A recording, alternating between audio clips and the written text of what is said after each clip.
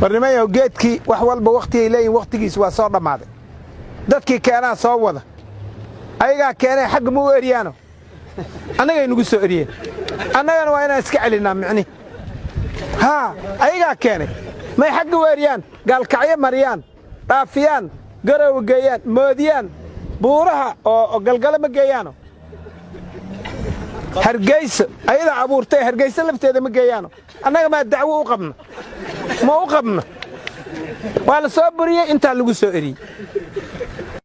annaga hal shay oo dhibaato dalkan u keenay oo digili mirif ay keeneen ma jirto burbura dhacay qabiilaa la isugu duulay ayaga lay waday daldada lagu duulay ayaga lay keeneen al la sameeyay ayaga lay waday itixaada yimid annaga ma keenin yaa ma keenin annaga ayaga keeneen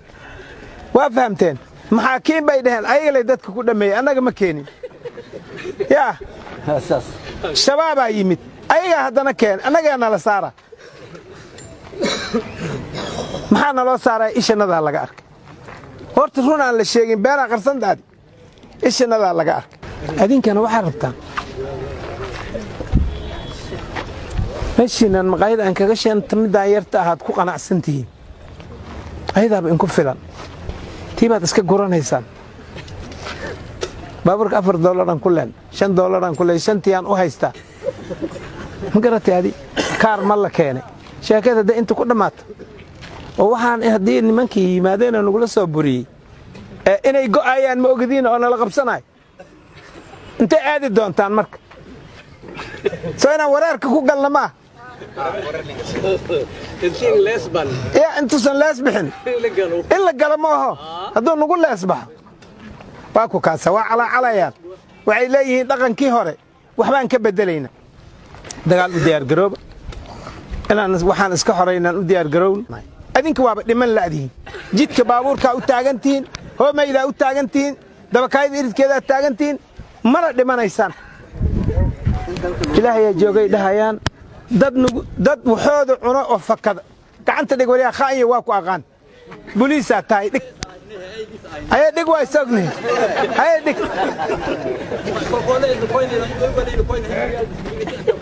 guleed warki George ma gasteen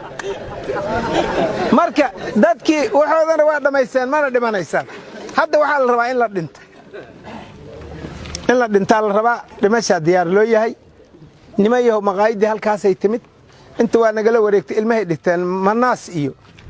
ilaa ilo meeshii biyo lahayd oo dhan waa degeen dhulkan dhan waa soo oodeen way keensadeen caruurtii la qaxayaan dadka baadiyaha markaan wareysanay qofka hadduu ku agmaray hataa kulama hadlaaya liiri waa wareersan waxaan beesa aroorin karna waa aroorinay aan la isugu soo noqonin yaa maanta aan aad iyo aad u dadaalno wixii hore aan samaynay aan iska tirtirna giridhi hay ninkaan soo giridhi ma yaa giridhi la mugru ma xaq u bax oqoma ku dhacday maxaa helay giridhi ku kooy luuga ku kooy soo